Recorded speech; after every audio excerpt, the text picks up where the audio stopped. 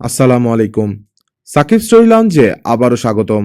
আজ শুনবেন শীর্ষেন্দু মুখোপাধ্যায়ের লেখা সবর সিরিজের ঈগলের চোখ গল্পের দ্বিতীয় ও শেষ পর্ব।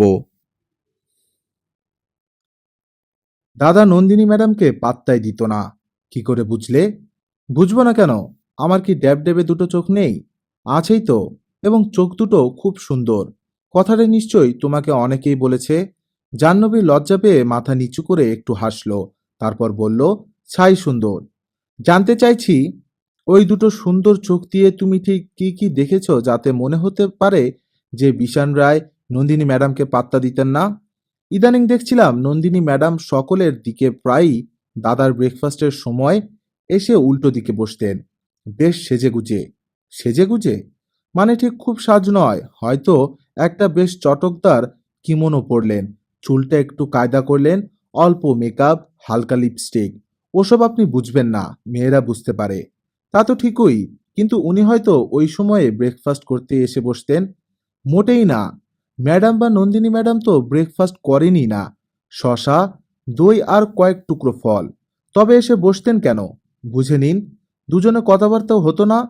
নন্দিনী ম্যাডাম বা দাদা কেউই খুব একটা বলিয়ে কইয়ে মানুষ নয়। নন্দিনী ম্যাডামকে দেখেছি টোস্টে বাটার লাগিয়ে দিতে, দরদ দেখানো আর কি। দাদা তো তাকিয়েও দেখতো না। তার মানে নন্দিনীর বিছানের ওপর দুর্বলতা ছিল? ছিল। কখনো বাড়াবাড়ি কিছু দেখেননি? বললাম তো দাদা পাত্তা দিত না। ব্যাপারটা তোমার ম্যাডামকে জানিয়েছিলে? বাপ রে, ম্যাডামকে বলতে যাবে? তুমি কি জানতে যে তোমার ম্যাডামের একটা পিস্তল ছিল? না, তবে ওই ঘটনার পর পুলিশের কাছে শুনেছি। তুমি তো শিবাঙ্গীর ঘর গোছগাছ করতে, কখনো দেখনি? না, আমার তো ক্যাবিনেট বা লকার খোলার হুকুম নেই। শিবাঙ্গী তো মাঝে মাঝে কলকাতার বাইরে যেত, তাই না? হ্যাঁ, ওর ব্যবসার কাজে যেতে হতো। Delhi, Bombay, Bangalore, Singapore, Bangkok. ঘটনার আগে কবে শেষবার বাইরে গেছে বলতে পারো? পারি। ম্যাডামের ট্যুর আমায় মনে রাখতে হয়। মে মাসের ১৬ আর ১৭ তারিখে উনি বোম্বে গিয়েছিলেন, ২৪ আর ২৫ তারিখে দিল্লি। সেই সময় কি নন্দিনী আর বিশান একা ফ্ল্যাটে ছিল? না, ম্যাডাম বাইরে গেলে আমাকে ফ্ল্যাটের ভিতরে থাকতে হতো, ম্যাডামের ঘরে। অনেক দামি জিনিস আছে তো, তাই। অর্থাৎ তোমাকে পাহারা দিতে হয়। হ্যাঁ। ম্যাডামের বিছানাইতে কি শো? বাপ রে, ম্যাডামের বিছানায় কে শোবে? ম্যাডাম কেটে ফেলবে তাহলে। আমার একটা ফোল্ডিং খাট আছে, সেটা পেতে শুই। তার মানে মে মাসে ১৬, ১৭, ২৪ আর ২৫ তুমি ম্যাডামের ঘরেই রাতে শুয়েছিলে? হ্যাঁ, কিন্তু এসব জিজ্ঞেস করছেন কেন? পুলিশ তো জিজ্ঞেস করেনি। আমিও তো পুলিশ। হুম, কিন্তু আপনি একটু অন্যরকম। ঠিক পুলিশ পুলিশ মনে হয় না। বাচ্চু বলছিল আপনি নাকি সুপার কপ। তা তো আমার জানা নেই, শুধু এটুকু জানি যে আমি একজন পুলিশ কর্মচারী। তুমি বোধহয় জানো, সেদিন রাতে শিবাঙ্গী নিজেকে বাঁচাতে তার পিস্তল থেকে ১ রাউন্ড গুলি চালিয়েছিল। গুলিটা খুনিদের একজনের গায়েও লাগে। ঘরের মেঝেতে তার রক্তের দাগ পাওয়া গেছে। জানি, সব শুনেছি। ম্যাডামের হেভি সাহস। আমি শুনেছি তুমিও খুব সাহসী মেয়ে। জাহ্নবী কাঁধটা একটু ঝাঁকিয়ে একটা বখাটে হাসি হাসল, তারপর বলল, এ বাজারে সাহসী না হলে আমাদের ক্লাসের মেয়েদের কি চলে? মারপিট করো নাকি? না, শুধু শুধু মারপিট করব কেন? তবে দরকার হলে হাত পা চালিয়ে দেই। এরকম কোনো ঘটনা কি ঘটেছে? জাহ্নবী আবার হাসল। কেস দেবেন না তো স্যার? আরে না, মেয়েরা মারপিট করলে আমি খুশি হই। ৩-৪ বার মারপিট হয়েছে বদমাস ছেলেদের সঙ্গে। বদমাস ছেলেদের সঙ্গে? তুমি তো সাংঘাতিক মেয়ে। মেরেছো না মার খেয়েছো? মারপিট করলে মার খেতেও হয়। কোনো হিরো তো আর আমাদের বাঁচাতে আসে না সিনেমার মতো। ঠিক কথা। মেয়েরা হিরোর জন্য হাপিতেশ করে বসে থাকবেই বা কেন? প্রত্যেকটা মেয়ের নিজেরই হিরো হয়ে ওঠা উচিত। Thank you sir. একটা কথা জিজ্ঞেস করব? করো। দাদাকে কি আপনারা অ্যারেস্ট করবেন? সেটা তদন্তের ওপর নির্ভর করছে। খুনিরা ধরা পড়ে গেলে এবং তোমার দাদার নাম বললে অ্যারেস্ট তো হবেই। না স্যার, দাদার নাম বলবে কেন? বলবে না তুমি কি করে জানো? দাদা ও কাজ করতেই পারে না। বাইরে থেকে দেখে মানুষকে আর কতটুকু চেনা যায়। তবে এখনই অ্যারেস্ট করা হচ্ছে না, এটুকু বলতে পারি। কিন্তু তোমার দাদার চেয়েও তোমার ম্যাডামের বিপদ বেশি। তার হেড ইনজুরি, কোমায় আছেন। বাঁচার সম্ভাবনা মাত্র 30%। তার জন্য তোমার টেনশন হচ্ছে না? হচ্ছে, খুব হচ্ছে। কিন্তু কাল ডাক্তার সেন দাদাকে বলেছেন ম্যাডামের প্রাণের ভয় নেই। আমি নিজে শুনেছি। তাই বুঝি? হ্যাঁ স্যার, কাল দাদাকে আমি তো গাড়ি চালিয়ে হাসপাতালে নিয়ে গেছি। তুমি কেন? বিশানের তো আলাদা গাড়ি আছে। আছে, কিন্তু ওর মনের যা অবস্থা, গাড়ি চালাতে গেলে অ্যাক্সিডেন্ট করে বসবেন। হুম, সে কথা ঠিক। উনি খুব নার্ভাসনেসে ভুগছেন। খেতে চাইছেন না, ঘুমোচ্ছে না ভালো করে। ওজন কমে অর্ধেক হয়ে গেছে, গালে বড় বড় দাড়ি। আমি গিয়ে হাতে পায়ে ধরে খাওয়াই। তুমি বললে খান। খুব বিরক্ত হন, তবে সামান্য একটু মুখ তোলেন। কতক্ষণ থাকো ওর কাছে রোজ? কাছে থাকা তো সম্ভব নয়। উনি কম্পিউটারে কাজ করেন, কাগজ বা বই পড়েন, টেলিফোনে কথা বলেন। আজ তো পুলিশের পারমিশন নিয়ে অফিসেও যাবেন শুনছি। হ্যাঁ, ওকে পারমিশন দেওয়া হয়েছে। ওকে ছেড়ে দেননি স্যার? উনি কিছু করেননি, কিন্তু কেউ তো করেছে। সেটা না জানা অবধি ওকে তো সন্দেহের বাইরে রাখতে পারি না। ওরকম ভালো একটা লোককে সন্দেহ করা কি ঠিক? কেমন আছেন ম্যাডাম? আপনি কে বলুন তো? আপনাকে আমি চিনি? না, আমাদের পূর্ব পরিচয় নেই। আমার নাম শবর দাশগুপ্ত। আমি পুলিশের গোয়েন্দা। ও হ্যাঁ, এরা বলে রেখেছিল যে পুলিশ থেকে কেউ আমাকে জেরা করতে আসবে। না ম্যাডাম, জেরা নয়, জাস্ট একটু কনভারসেশন। কিন্তু আপনি এখন কেমন আছেন? ভালো নেই। মাথায় অসহ্য যন্ত্রণা, তাকাতে কষ্ট হয়। তার চেয়েও বেশি কষ্ট মনের মধ্যে। আচ্ছা, আমি কি একটা লোককে খুন করেছি? সবাই বলছে আমি খুন করিনি, কিন্তু ওরা বোধহয় সত্যি কথাটা আমাকে বলতে চায় না। আপনি তো পুলিশ, আপনি তো জানেন আমি গুলি চালিয়ে একটা লোককে মেরে ফেলেছি। না, আপনার গুলিতে সামান্য জখম হলেও কেউ মরেনি। জ্ঞান হওয়ার পর থেকে আমি বড্ড পাপবোধে ভুগছি। অনুশোচনায় বুক পুড়ে যাচ্ছে। অনুশোচনার কি আছে? আপনার ঘরে একজন ইন্ট্রুডার ঢুকলে তার বিরুদ্ধে আপনি অ্যাকশন নিতেই পারেন। আমার মতে আপনি ঠিক কাজই করেছেন, এবং সাহসের সঙ্গে। পিস্তলটা জীবনে কখনো ব্যবহার করতে হবে বলে ভাবিনি। তাছাড়া কাউকে লক্ষ্য করেও গুলি চালাইনি। ভেবেছিলাম দেয়ালের দিকে তাক করে ফায়ার করব, আর ওরা ভয় পেয়ে পালিয়ে যাবে। ওরা অত সহজে ভয় পাওয়ার পাত্র নয়। ওরা কারা বলুন তো? সুপারি কিলার বললে বুঝতে পারবেন। ওসব আজকাল সবাই বোঝে। আমি যাকে গুলি করেছি সে তাহলে বেঁচে আছে তো? আছে বলেই মনে হয়, তবে সে ধরা পড়েনি, পালিয়ে গেছে। লুটপাট করতে এসেছিল তো? মনে হয় না। আপনার ঘর থেকে কিছু চুরি গিয়ে থাকলে আপনি ছাড়া আর কেউ ভালো করে বুঝতে পারবে না। তবে চুরি বা ডাকাতিটা উদ্দেশ্য ছিল না। সুপারি কিলার বললেন না? তার মানে কন্ট্রাক্ট কিলার তো? হ্যাঁ, আমাকে মারতে এসেছিল, তাই তো মনে হয়। কিন্তু কেন? সেটাই তো এখন লাখ টাকার প্রশ্ন। কেন? ভারী আশ্চর্য ব্যাপার তো। আমাকে কেন খুন করবে? আমি তো কারো কোনো ক্ষতি করিনি। ভাবতেই যে আমার মাথা ঘুরে যাচ্ছে। উত্তেজিত হবেন না। আমি তো শুনেছি আপনি একজন তেজস্বিনী মহিলা। কে বলেছে? সবাই তো বলেছে। তেজস্বিনীটি নই, তবে সাহসী বলতে পারেন। কিন্তু এই ঘটনার পর সব উল্টে পাল্টে গেছে। খুব ভয় ভয় করছে এখন। মাত্র গতকাল বিকেলে আপনার জ্ঞান ফিরেছে। এখনো আপনি খুব দুর্বল, আর শরীর দুর্বল থাকলে মনটাও ওরকমই থেকে যায়। বোধহয় তাই। সংক্ষেপে ঘটনাটা একটু বলতে পারবেন? ঘটনা? ঘটনার তো মাথা মুন্ডুই নেই। সেইটাই বলুন। আমরা একটু আর্লি শুতে যাই রাতে, ধরুন 10টা নাগাদ। খুব প্রয়োজন ছাড়া কখনো লেট নাইট করি না। টিভি সিরিয়াল দেখার নেশা আমার নেই, তবে নন্দিনী বেশ রাত অবধি জেগে থাকে। ওয়ার্কহোলিক, কাজ ছাড়া থাকতে পারে না। আচ্ছা, একটা কথা বলবেন? কি কথা? গতকাল থেকে আজ অবধি নন্দিনী তো আমাকে দেখতে এলো না। এরা এই হাসপাতালে পেশেন্টের মোবাইল ফোন অ্যালাউ করে না। তবু আজ সকালে এক সিস্টারকে ধরে করে ফোন করিয়েছিলাম, কিন্তু নন্দিনীর ফোন সুইচ অফ আসছে। কি ব্যাপার বলুন তো?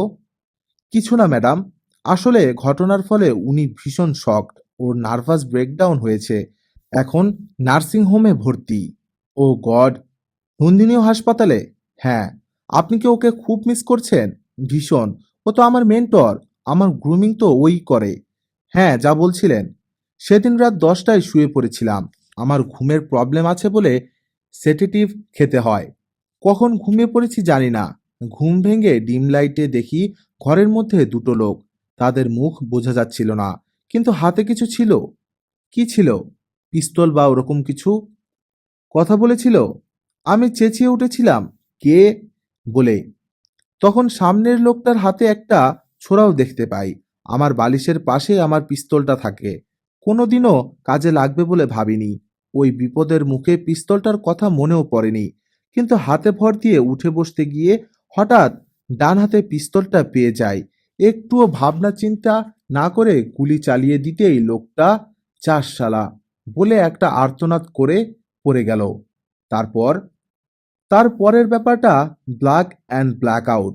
পরে শুনেছি আমার মাথায় গুলি করা হয়েছে, কিন্তু মাথায় গুলি লাগলে তো আমার বেঁচে থাকার কথা নয়। আবার বলছি, আপনি তো তেজস্বিনী মহিলা। আর হ্যাঁ, গুলিটা মাথায় লাগলেও ভাইটাল পার্টে লাগেনি। ফ্যাটাল ইনজুরি নয়, তবে সিরিয়াস ইনজুরি। আপনি প্রায় 15 দিন কনসাস ছিলেন না। আমার গুলিতে সত্যি কেউ মরেনি তো? না। আর মরলেও ভারতের সংবিধান অনুযায়ী তাতে আপনি অপরাধী সাব্যস্ত হন না। আত্মরক্ষার জন্য খুন করা অপরাধ নয়। সংবিধান নিয়ে কি আমাদের জীবন চলে? আমার হাতে কেউ খুন হয়ে থাকলে, সে গুন্ডা বদমাশ যাই হোক, আমার নিজেকে বরাবর অপরাধী মনে হবে। আপনি ওদের কারো মুখ দেখতে পেয়েছিলেন? আমার ঘরে জোরালো আলো থাকে না, আর ঘুমের সময় আমি আলো সহ্য করতে পারি না বলে খুব কম পাওয়ারের একটা আলো জ্বালানো থাকে। ফলে ঘরটা এরকম আবছা অন্ধকার ছিল। দুটো লোককে দেখেছিলাম আবছাভাবে, তবে তারা পুরুষ আর মনে হয় বয়স খুব বেশি নয়। লম্বা না বেটে? লম্বাও নয়, বেটেও নয়, গড়পড়তা হাইট। পোশাক? এই তো, আপনি তো আমাকে শেষ অবধি জেরাই করছেন, তাই না? অথচ বললেন কনভার্স করতে চান। সবর হেসে ফেলল, তারপর বলল, মাফ করবেন, কেসটা এমন ঘাড়ে চেপে আছে যে বেখেয়ালে আপনার ওপর প্রেশার ক্রিয়েট করে ফেলেছি হয়তো। আপনার হাসিটা কিন্তু ভারী সুন্দর। আচ্ছা, আপনি কি একটু শক্ত ধাতুর লোক? ও কথা বলছেন কেন? আপনার চোখ দুটো কিন্তু ভীষণ পেনিট্রেটিং। তাকালে যে কেউ একটু ভয় পাবে। দয়া করে আপনি যেন ভয় পাবেন না, কারণ আমি ইতিমধ্যেই আপনাকে সাহসী বলে মনে করতে শুরু করেছি। আপনাকে দেখে মনে হয় না যে আপনি মহিলাদের কমপ্লিমেন্ট দিতে পারেন। ফাঁকা কমপ্লিমেন্ট নয় ম্যাডাম। যাকগে, আর কিছু যদি মনে পড়ে তাহলে বলুন। খুব বেশি স্ট্রেসের দরকার নেই। জাস্ট চোখ বুজে একটু ভেবে দেখুন সেই রাতের আর কোনো ডিটেলস মনে পড়ে কিনা। নিশ্চয়ই চেষ্টা করব, কিন্তু আমি যখন মারা যায়নি আর ডাকাতেরাও তেমন কিছু নিতে পারেনি, তখন তদন্তের কি আর খুব একটা দরকার আছে? এখন থেকে একটু অ্যালার্ট থাকলেই তো হবে। কিন্তু পুলিশকে তো শেষ পর্যন্ত তদন্ত করে দেখতেই হবে। আমরা তো এজন্যই বেতন পাই। তা অবশ্যই ঠিক। আপনি যখন বলছেন, তখন আমি নিশ্চয়ই সেই রাতের ডিটেলস মনে করার চেষ্টা করব। এখানে আমার একটুও ভালো লাগছে না। কবে যে এরা ছাড়বে? আপনার কামব্যাকটা খুব অ্যামেজিং। ডাক্তাররা আশাই করেনি যে আপনার এত কুইক রিকভারি হবে। মনে হয় আর 2-4 দিনের মধ্যেই আপনি ছাড়া পেয়ে যাবেন। বাই দি বাই, আপনার হাজবেন্ডের সঙ্গে দেখা হয়েছে? একটা দীর্ঘশ্বাস ছাড়ল শিবাঙ্গী। তারপর সম্মতিসূচক মাথা নেড়ে বলল, হয়েছে। বেশ রোগা হয়ে গেছে, মুখ ভর্তি দাড়ি গোঁফ, চিনতেই পারিনি প্রথমে। কখন দেখা হলো? আমার কনসাসনেস ফিরেছে শুনে কাল রাতেই এসেছিল, সঙ্গে জাহ্নবী। তখন তো ভিজিটিং আওয়ার্স নয়। আপনি জাহ্নবীকে চেনেন না, একটা বিচ্ছু। ও কয়েকদিন এসে হাসপাতালের সকলকে পটিয়ে নিয়েছে। ও তো যখন তখন আসে যায় বলে শুনেছি। হ্যাঁ, মেয়েটা বেশ বুদ্ধিমতী। আপনার খুব প্রিয় পাত্রী বুঝি? আমার তো ছেলেপুলে নেই, ওর ওপর একটু মায়া পড়ে গেছে। আপনি ওকে অল্প বয়সেই গাড়ি চালানো শিখিয়ে লাইসেন্স বার করে দিয়েছেন শুনলাম। মাই গড, কি বোকা! পুলিশের কাছে ওসব বলতে হয়? ভয় নেই, আমরা আইনের পথ ধরে আর কজন চলি। তবে মাইনরের গাড়ি চালানো তার নিজের এবং অন্যদের পক্ষে বিপজ্জনক। সরি সবরবাবু, কাজটা অন্যায় হয়ে গেছে, কিন্তু ওকে আমি একটু তাড়াতাড়ি পাকিয়ে তুলতে চেয়েছিলাম। পড়াশোনাটা হয়নি, আর সব কাজে পাকা। ওর বোধহয় নন্দিনী ম্যাডামের সঙ্গে একটু ইগো প্রবলেম আছে। কি করে বুঝলেন? কিছু বলেছে বুঝি? ভেবে বলেনি? তবে বুঝিয়ে দিয়েছে। ওই তো প্রবলেম। অথচ নন্দিনীকে যে ও কেন পছন্দ করে না তাও বুঝি না বাবা। নন্দিনীও কি ওকে অপছন্দ করে? না না, নন্দিনী সেরকম মেয়েই নয়, ভীষণ বুদ্ধিমতী। আপনি নিশ্চয়ই নন্দিনীকে মিট করেছেন? করেছি। চার্মিং না? উনি সুস্থ নন বলে আমার সঙ্গে বিশেষ কথা হয়নি। নন্দিনীর সঙ্গে আপনার কবে কোথায় পরিচয়? পরিচয় তো অনেক দিনের। আমার যখন 16-17, ওর তখন 14-15। ওই সময়ই ওরা আমাদের পণ্ডিতিয়া টেরাসে ফ্ল্যাট ভাড়া করে এলো। অর্থাৎ যখন আপনার বয়স 16-17 আর নন্দিনীর 14-15। এক্স্যাক্টলি। ওর ব্যাকগ্রাউন্ড খুব সাদামাটা। বাবা পোস্টাল ডিপার্টমেন্টে চাকরি করতেন। ওরা দুই ভাই বোন। ভাই ছোট। আমাদের বেশ ভাব হয়ে গেল। নন্দিনী বিয়ে করেনি কেন? বিয়ে করেনি মানে? করবে না তো নয়। মাত্র তো 25 বছর বয়স। কোনো বয়ফ্রেন্ড? না, একটু চুজি। আচ্ছা, নন্দিনীকে নিয়ে আমরা কথা বলছি কেন? কৌতূহল। যাকগে, আপনি তাড়াতাড়ি সেরে উঠুন। এই জায়গাটা বড্ড বিচ্ছিরি। ঘরে টিভি নেই, খবরের কাগজ দেওয়া হয় না, মোবাইল বা ল্যাপটপ কিছুই অ্যালাউ করে না এরা। শুনছি নাকি বাইরে পুলিশ 24 ঘন্টা পাহারা দেয়। সত্যি নাকি? হ্যাঁ, সাবধানের মার নেই। আর আপনি আছেন আইসিইউতে। এখানে খবরের কাগজ, টিভি, মোবাইল সব নিষিদ্ধ। সারাদিন কথা না বলে বা কাজ না করে কি থাকা যায়? এখন বিশ্রাম নিন। কাজের জন্য সামনে লম্বা সময় পড়ে আছে। আজ তো কথাও অনেক বলেছেন। আমি বকিয়েছি আপনাকে। এবার আসি। চলে যাচ্ছেন? আবার আসবেন কিন্তু। হাসালেন ম্যাডাম। পুলিশকে কেউ আবার আসতে বলে না। পুলিশ মানেই বিপদ। তা হতে পারে, কিন্তু আপনার সঙ্গে কথা বলে আমার তো বেশ লাগলো। আমি বাড়ি ফিরে গেলে একদিন চা খেতে আসবেন। আপনি এখন বোর হচ্ছেন বলে আমার সঙ্গে কথা বলতে ভালো লাগছে, নইলে I am un uncomfortable company. একদম নয়। আবার এসে দেখুন না আমি আনকমফোর্টেবল ফিল করি কিনা। ঠিক আছে ম্যাডাম, বাই। দাঁড়ান দাঁড়ান, একটা কথা হঠাৎ মনে পড়ল। কি কথা? একটা নাম। কার নাম? তা জানি না, তবে ব্ল্যাক আউট হওয়ার সময় কে যেন বলল, বাচ্চু, আর চালাস না। বাচ্চু? হ্যাঁ। আর কিছু মনে পড়ছে? না। Thank you for the lead. ফের বলছি, আবার আসবেন।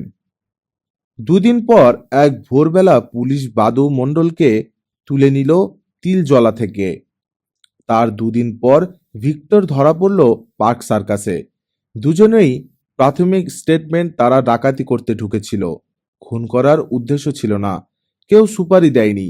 বাধা পড়ায় গুলি চালিয়ে দিতে হয়। এই বিবরণ বার চারেক চার পুলিশ অফিসারকে দেওয়ার পর অবশেষে একদিন শবর দাশগুপ্তের মুখোমুখি হতে হলো তাদের, এবং সঙ্গে সঙ্গে তারা বুঝতে পারল বিপদ। এই সাদা পোশাকের সাদামাটা চেহারার লোকটা উঁচু গলায় কথা অবধি বলে না। ভারী মোলায়েম ভাষার কথা কয়, গালাগাল দেয় না, ফালতু গরমও খায় না।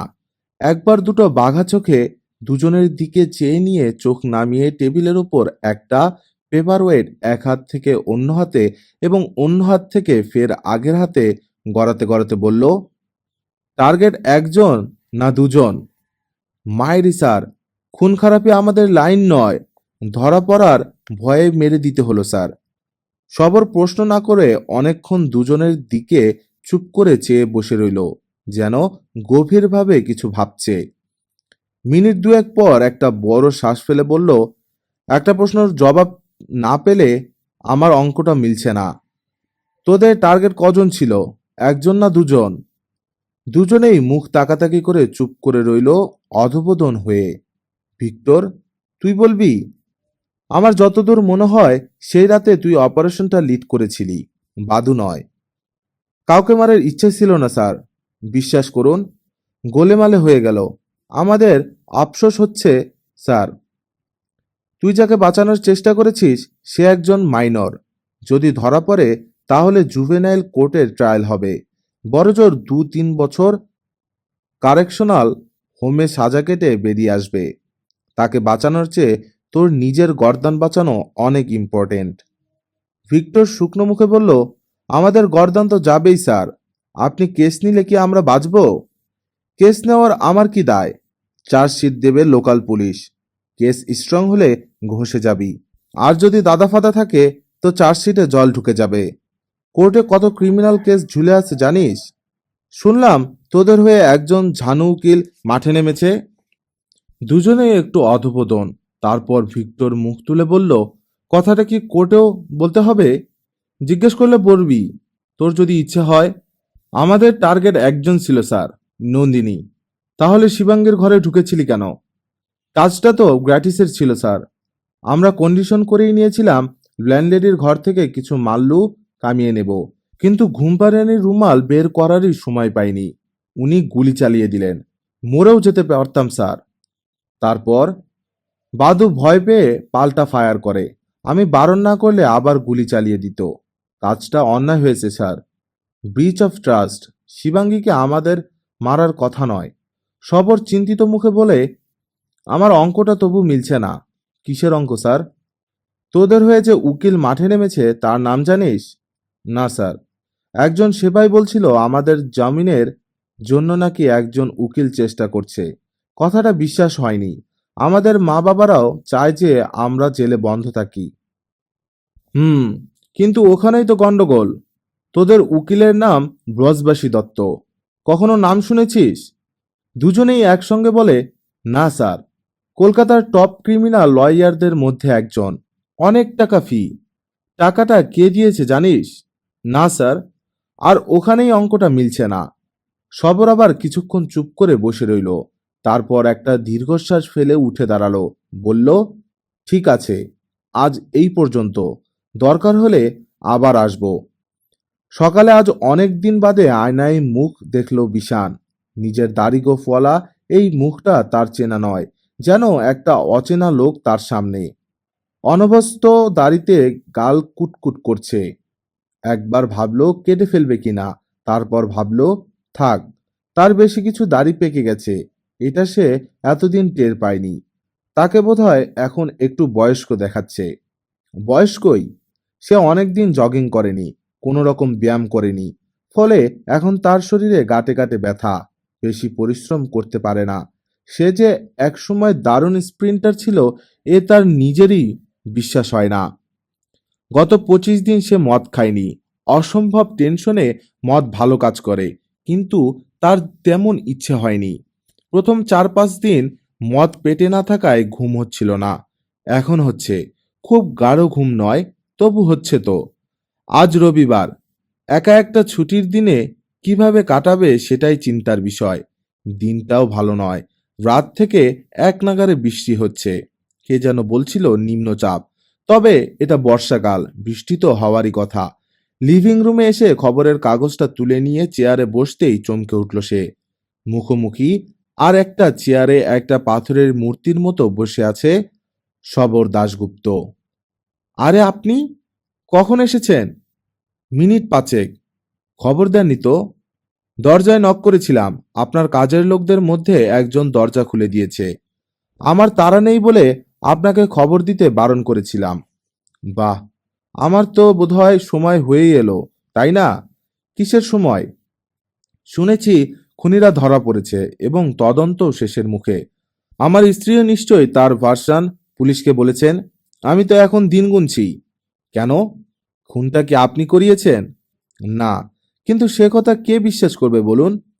পুলিশ যে আপনাকেই সাসপেক্ট ভাবছে তা কি করে বুঝলেন? Gut feeling. আপনার ফিলিং নির্ভুল নয়। আপনি কি কিছু বলতে এসেছেন সবরবাবু? সিরিয়াস কিছু?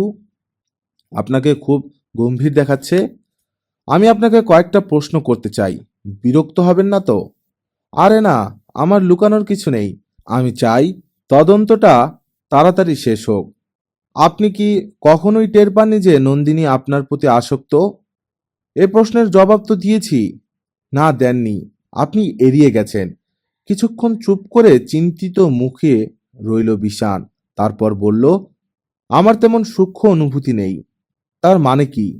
একটু এক্সপ্লেন করবেন? শুনলে আমার ওপর আপনার হয়তো ঘেন্না হবে। আমি ক্রিমিনাল ঘেটে বুড়ো হলাম। আমার রিয়াকশন অত সহজে হয় না। এটাও হয়তো ক্রাইম। 15-16 বছর বয়সেই I was seduced by a women. আমার দূরসম্পর্কের এক বৌদি, বয়সে 7-8 বছরের বড়। সিডাকশনটা 4-5 বছর ধরে চলছিল। প্রেম নয়, জাস্ট সেক্স।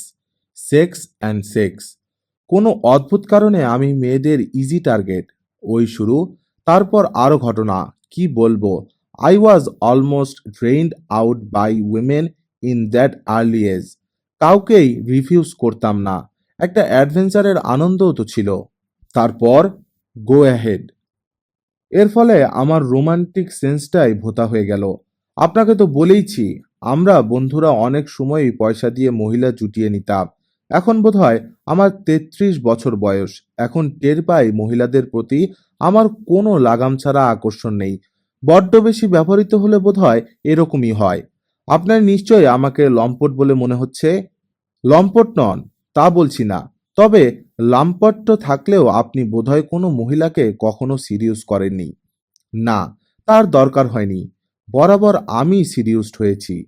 তার কারণ আপনার ভালো চেহারা এবং সুইট পার্সোনালিটি। কে জানে কি, তবে মেয়েদের কাছে অ্যাট্রাকটিভ হওয়ার জন্য আমি কোনোদিনই কোনো চেষ্টা করিনি। যা হয়েছে এমনিতেই হয়েছে। তবে ইদানিং আমি মাঝে মাঝে রিমোর্সও ফিল করি। আমার ভীষণ প্রিয় এক বন্ধু আছে, ইন্দ্রনীল। সে সন্তুর বাজায় এবং নানা জায়গায় প্রোগ্রাম করে। সে বিয়ে করার পর তার নতুন বউটি যখন আমাকে ইশারা ইঙ্গিত করতে শুরু করলো এবং টেলিফোনে নানা সাংকেতিক কথা বলতো এবং মেসেজ পাঠাতে শুরু করলো, তখন হঠাৎ খুব আত্মগ্লানি হলো আমার। মনে হলো ইন্দ্রনীলের স্ত্রীকে ভোগ করলে আমি আর আয়নায় নিজের মুখের দিকে তাকাতে পারবো না। জোর করে সব কমিউনিকেশন বন্ধ করে দিলাম। মেয়েটা মরিয়া হয়ে অনেক পাগলামি করেছিল। ফলে শিবাঙ্গীর সঙ্গেও আমার ভুল বোঝাবুঝি হয়। তার মানে আপনি কখনো তেমন করে কারো প্রেমে পড়ার সময় পাননি? প্রবলেমটা অ্যাটিচিউডের, সময়ের নয়। কিন্তু আপনি আমাকে বোধহয় নন্দিনীর বিষয়ে কিছু জিজ্ঞেস করেছিলেন। যদি আপত্তি না থাকে তাহলে বলুন। প্রথমেই ক্ষমা চাইছি যে আমি আপনাকে একটু মিথ্যে কথা বলেছিলাম। আসলে মেয়েটি মারা গেছে। তার সম্পর্কে তাই কথাটা বলতে ইচ্ছে করেনি আমার। এখন ভাবছি সত্য গোপন করলে হয়তো পুলিশের কাজের অসুবিধা হবে। তাই বলছি যে হ্যাঁ, নন্দিনীও আমাকে সিডিউস করেছে কয়েকবার। শিবাঙ্গী পাশের ঘরেই আছে, জেনেও। হ্যাঁ, বোধহয় মেয়েদের এসব ব্যাপারে সাহস একটু বেশি। আর নন্দিনী বোধহয় চাইতো ধরা পড়তেই। তাতে শিবাঙ্গীর সঙ্গে আমার দূরত্ব আরো বাড়বে। শিবাঙ্গী কি টের পেয়েছিলেন? না, ও ঘুমের ওষুধ খেয়ে ঘুমোয়। আপনার ধারণাটা বোধহয় ভুল। কেন ও কথা বলছেন সেটা পরে বলছি। আবার আরো একটা সেনসিটিভ প্রশ্ন। বলুন। নন্দিনী ছাড়া আর কেউ কি আপনার সঙ্গে উপগত হতে চেয়েছে এ বাড়িতে? না না, আর কে? একটু ভেবে বলুন। এসব কি আর ভেবে বলতে হয়? আপনি বলতে চাইছেন না, কিন্তু আমি যে জানি। হঠাৎ বিশানের মুখটা লাল হয়ে উঠল। টেবিলের উপর রাখা একটা জলের বোতল থেকে খানিকটা জল খেলো।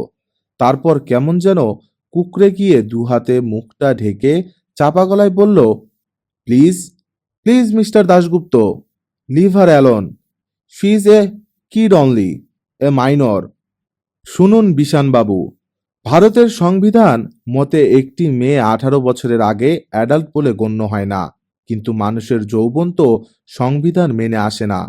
13-14 বছর বয়সে একটা মেয়ের ঋতুচক্র শুরু হয়, দেহবোধ আসে।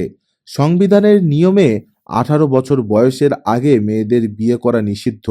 কিন্তু সংবিধান তো বলেনি 18-র আগে প্রেমেও পড়া চলবে না। কিছুক্ষণ ঝুম হয়ে চোখ বুজে বসে রইল বিশান। তারপর বলল, আপনি জানেন না, আমার মেয়ের বয়সও এখন 17। আপনার মেয়ে? হ্যাঁ, আমার যে বৌদির কথা আপনাকে বলেছিলাম, মাই ফার্স্ট অ্যাডভেঞ্চার, তার ফলেই মেয়ের জন্ম, যদিও অবৈধ। কি করে শিওর হলেন যে আপনারই মেয়ে? ডিএনএ টেস্ট করিয়েছেন? তার দরকার হয়নি। সে মেয়েকে দেখলেই আপনিও বুঝতে পারবেন। তার মুখে হুবহু আমার মুখের ছাপ। পাছে কেউ মিলটা ধরে ফেলে সেই ভয়ে আমি ওদের বাড়ির ত্রিসীমানাও যাই না। আরও একটা ভয়, মেয়ে তো জানে না যে আমি ওর বাবা। তাই যদি বাবা হিসাবে না দেখে পুরুষ হিসাবে দেখতে শুরু করে, তাহলেই সর্বনাশ। সবর একটু হাসল। আপনার ট্র্যাজেডিটা আমি বুঝতে পারছি। লম্পট হলেও বর্বর তো নই। তাই এই মেয়েটা যেদিন আমার বিছানায় ঢুকেছিল, সেদিন আমার নিজের ওপরেই খুব ঘেন্না হলো। ওকে ঘর থেকে বের করে দিলাম। খুব রাগারাগিও করেছিলাম, মনে আছে। পরদিন এসে পায়ে ধরে ক্ষমা চাইল, বলল, আর ওরকম করব না, আমাকে তাড়িয়ে দেবেন না, আমি শুধু আপনার দেখাশোনা করব। মিস্টার দাশগুপ্ত, আপনি কি ব্যাপারটা বুঝতে পারছেন? পারছি, কিন্তু একটা মুশকিল কি জানেন? কি? এই পুরো ক্রাইমটার পিছনেই আপনি রয়েছেন, অথচ আপনি কিছুই করেননি, কিন্তু রয়েছেন অনুঘটকের মতো। গোটা ব্যাপারটাই ঘটেছে আপনাকে কেন্দ্র করে এবং আপনার জন্যই, কিন্তু আপনি ক্যাটালিস্ট মাত্র। আমি বুঝতে পারছি না, ব্যাপারটা একটু জটিল, তবে একটু কনসেন্ট্রেট করলে বুঝতে পারবেন। আপনি যে চেহারা এবং স্বভাব নিয়ে জন্মেছেন, তাতেই আপনার চারিদিকে কিছু সমস্যা তৈরি হয়ে গেছে, তাতে আপনার কিছু করারও নেই।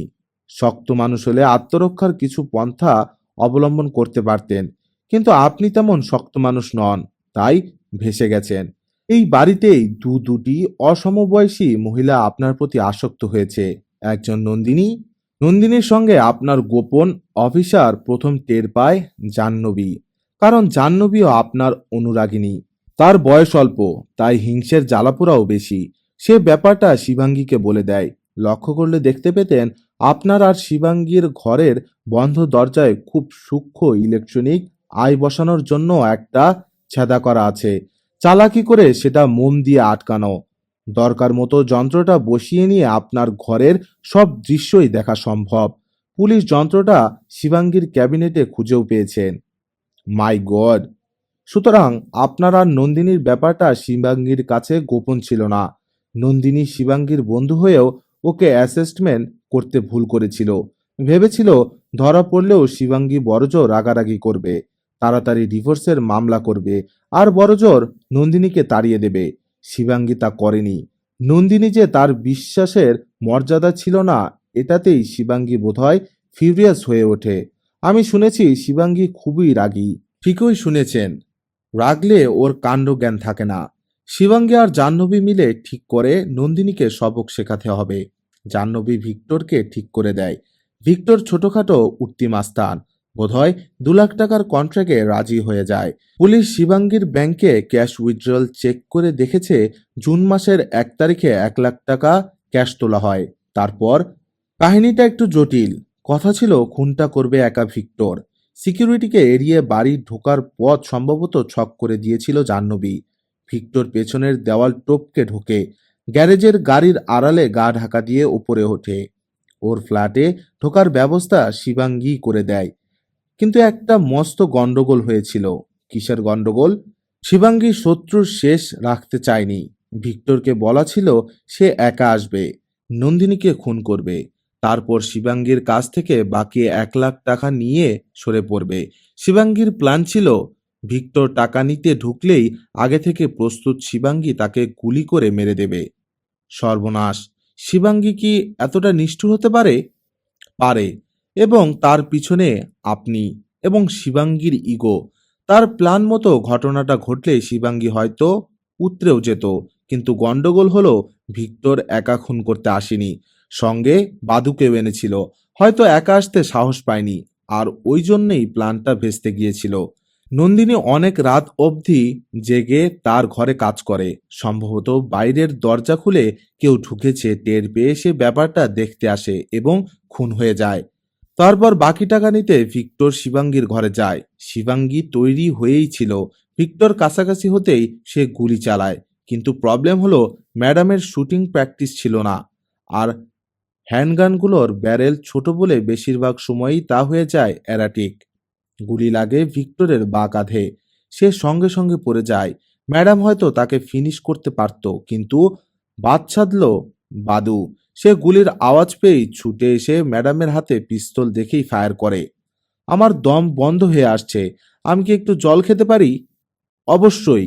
এবার জল খেতে গিয়ে কাপা হাতে জল চলকে পড়ল বিশানের বুকে। জল খেয়ে দম ধরে বসে রইল একটু, তারপর ধরা গলায় বলল, এবার বাকিটা বলুন মিস্টার দাশগুপ্ত। ম্যাডাম আগুন নিয়ে খেলেছিলেন, বুঝতে পারেননি। বাদুর গুলিতে ওর মারা যাওয়ার কথা, কপাল জোরে বেঁচে গেছেন। হ্যাঁ, ডাক্তাররাও বলেছিলেন উনি খুব অল্পের জন্য বেঁচে গেছেন। স্কালে ঢুকলেও গুলি ভাইটাল জায়গাগুলোতে টাচ করেনি। জ্ঞান ফেরার পর শিবাঙ্গীর নতুন প্রবলেম দেখা দিয়েছে, উনি জানেন না। নন্দিনী সত্যি মারা গিয়েছে কিনা বা খুনিরা ধরা পড়েছে কিনা। ওর কাছে খবরের কাগজ, মোবাইল বা টিভি নেই। ডাক্তাররা সবাইকে বলে দিয়েছে ওকে কোনো খবর দেওয়া চলবে না। আমাকে উনি বারবার নন্দিনীর কথা জিজ্ঞেস করেছিলেন, আমাকেও করেছে, জাহ্নবীকেও। তবে মনে হয় ৩-৪ দিন আগে উনি সত্যটা জানতে পেরেছেন যে নন্দিনী মারা গেছে এবং খুনিরা ধরা পড়েছে। কি করে বোঝা গেল? উনি এখন ড্যামেজ কন্ট্রোল করার জন্য প্রাণপণ চেষ্টা করছেন। কিভাবে? ৩ দিন আগে উনি জাহ্নবীকে দিয়ে ওর অ্যাকাউন্ট থেকে ১,০০,০০০ টাকা ক্যাশ তুলে ভিক্টরের কাছে পাঠিয়ে দিয়েছেন, আর ভিক্টরের পক্ষে ব্রজবাসী দত্তকে দাঁড় করিয়েছে। ব্রজবাসী একজন ধুরন্ধর ক্রিমিনাল লয়ার। উদ্দেশ্যটা স্পষ্ট, যাতে ভিক্টর কিছু কবুল না করে। আমার কাছে ও যা বলেছে তার রেকর্ড নেই, সুতরাং আদালতে ও বয়ান পাল্টাবে। একটা দীর্ঘশ্বাস ফেলে বিশান বলল, অ্যাডভোকেট ব্রজবাসী দত্তকে কন্ট্রাক্ট করার জন্য শিবাঙ্গী আমাকে বলেছিল। ওকে আমি কন্ট্রাক্ট করি। আমি কি কোনো অন্যায় করেছি মিস্টার দাশগুপ্ত? না, উনি এখনো আপনার স্ত্রী, আর স্ত্রী অন্যায় করে থাকলেও আপনার কাজ হলো যতদূর সম্ভব তাকে প্রোটেকশন দেওয়া। শিবাঙ্গী সম্পর্কে যা বললেন তাতে মনে হয় ওর বিরুদ্ধে কেসটা খুবই স্ট্রং। ওকে যদি অ্যারেস্ট করা হয় তবে আমাদের ফেস লস হবে, দুটো পরিবারই মর্যাদা হারাবে। দেখুন, আপনাকে একটা ব্যাপারে নিশ্চিত করতে চাই, এই কেসটা অফিসিয়ালি সিআইডিকে দেওয়া হয়নি। আপনাদের থানার ওসি দিবাকর গুপ্ত আমার দাদার মতো। উনি কেসটায় একটু অন্যরকম গন্ধ পাচ্ছিলেন। ডাকাতি এবং ডাকাতি করতে গিয়ে খুন বলে ওর বিশ্বাস হচ্ছিল না। আপনার ওপর ওর সবচেয়ে বেশি সন্দেহ ছিল, অথচ আপনার সঙ্গে কথা বলে ওর দ্বিধাও হচ্ছিল। ফলে উনি আমাকে বললেন সাহায্য করতে। আমি আমার হাঞ্চ এবং ইনফরমেশন ওকে জানিয়ে দিয়েছি। এখন উনি কি অ্যাকশন নেবেন তা আমি জানি না, তবে সম্ভবত শিবাঙ্গী আর জাহ্নবীর গ্রেফতার এড়ানো যাবে না। হতাশা মাখা মুখে করুণ গলায় বিশান বলল, এর চেয়ে খুনের দায়টা আমার ঘাড়ে চাপলেই বোধহয় ভালো ছিল। আমি তো একজন উইন্ডম্যান, বাজে লোক, মাতাল, লম্পট। প্রতি মুহূর্তেই তো পুলিশের জন্য অপেক্ষা করছিলাম। সবর হেসে বলল, এ যাত্রায় সেটা বোধহয় হচ্ছে না। তবে আপনি যতই দাড়িগোঁফ রেখে বিষণ্ণ মুখে থাকুন না কেন, আমার মনে হচ্ছে আপনার চেহারা একটু বেটার হয়েছে। মদটা আর খাবেন না। খাচ্ছি না, কিন্তু বড্ড একা হয়ে গেলাম মিস্টার দাশগুপ্ত। একাই তো ছিলেন, কিন্তু আপনি তো নাকি মায়ের আদুরে ছেলে। কয়েকদিন মায়ের কাছ থেকে গিয়ে ঘুরে আসুন। কোন মুখে যাব? একমাত্র মায়ের কাছেই সব মুখ নিয়ে যাওয়া যায়।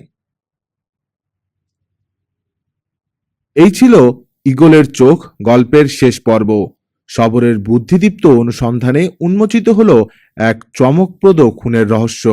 গল্পটা কেমন লাগলো আপনার মতামত জানাতে ভুলবেন না কমেন্টে। লাইক দিন, শেয়ার করুন আর সাবস্ক্রাইব করে পাশে থাকুন শবর দাশগুপ্তের আরও রহস্য অভিযানের জন্য। ধন্যবাদ সবাইকে। সুস্থ থাকুন, সচেতন থাকুন আর গল্পে থাকুন।